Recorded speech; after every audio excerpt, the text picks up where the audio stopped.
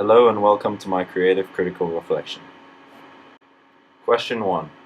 How does your product use or challenge conventions, and how does it represent social groups or issues?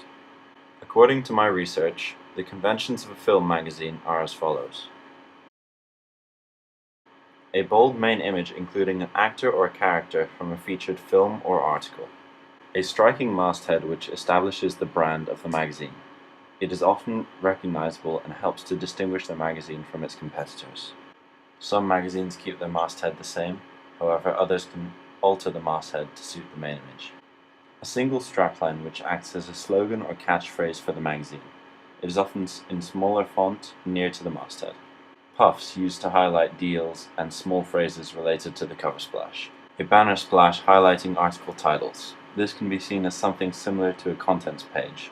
It helps to inform consumers of the content of the magazine with the aim to sell the magazine.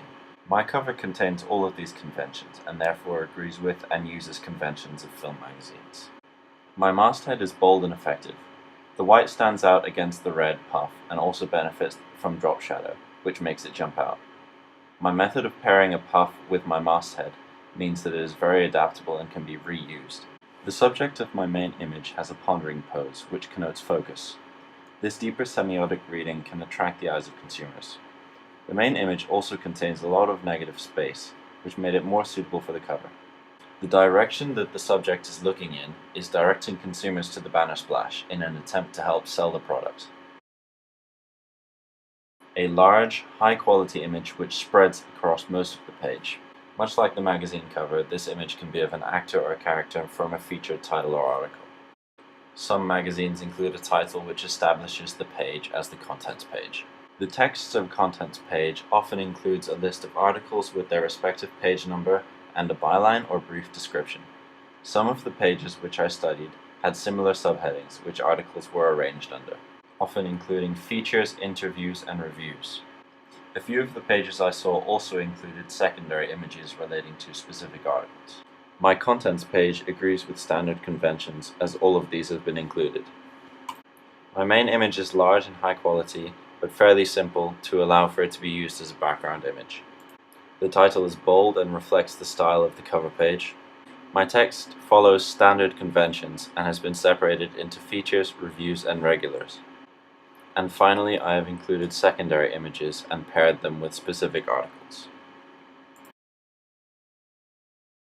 Large, meaningful image relating to the majority of text on the page.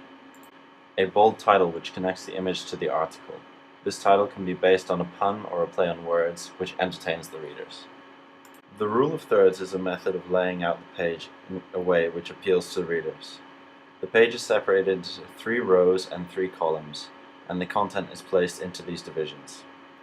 These can be seen with the long, slim article on the right, and the wider article with 2 columns on the left. Below the title there is often a caption which opens the article. Below this is often the byline. I use these conventions to help structure and organize my double-page spread, and therefore my product follows the standard conventions. My feature image is large, high quality, and relates directly to the article below, as the subject of the image is the main character from the film in question. The image also has a lot of semiotic meaning. The dark colors create an enigma. The subject seems frustrated or sad, and the over-the-shoulder shot could suggest that the figure on the left is also. I kept my title short and punchy and related it to the image and article through a play on words.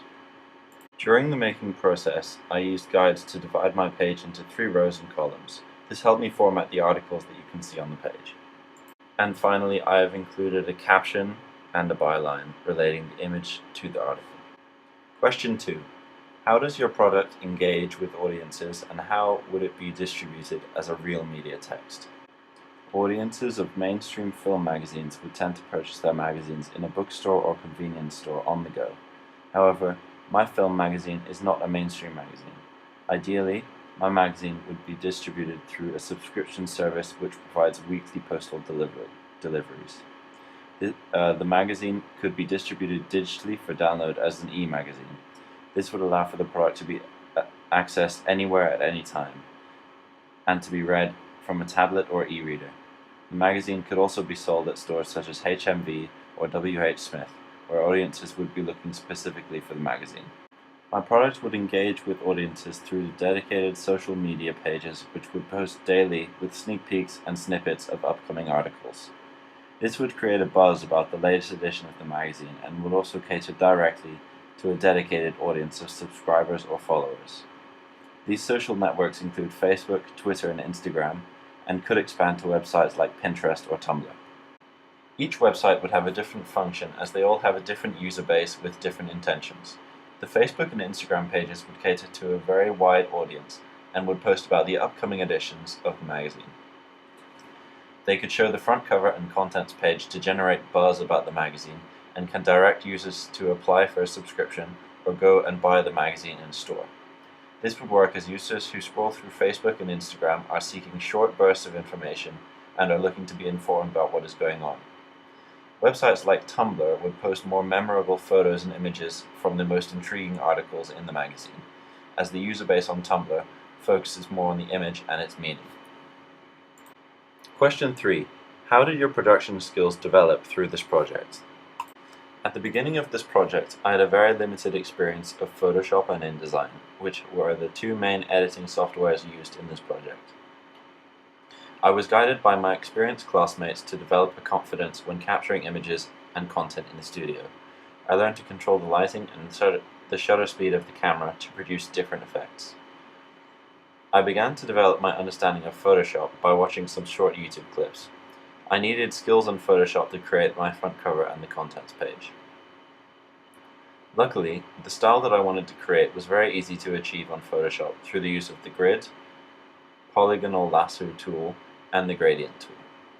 I found inserting images very easy and my project didn't require any image editing, only adjustments to saturation and brightness.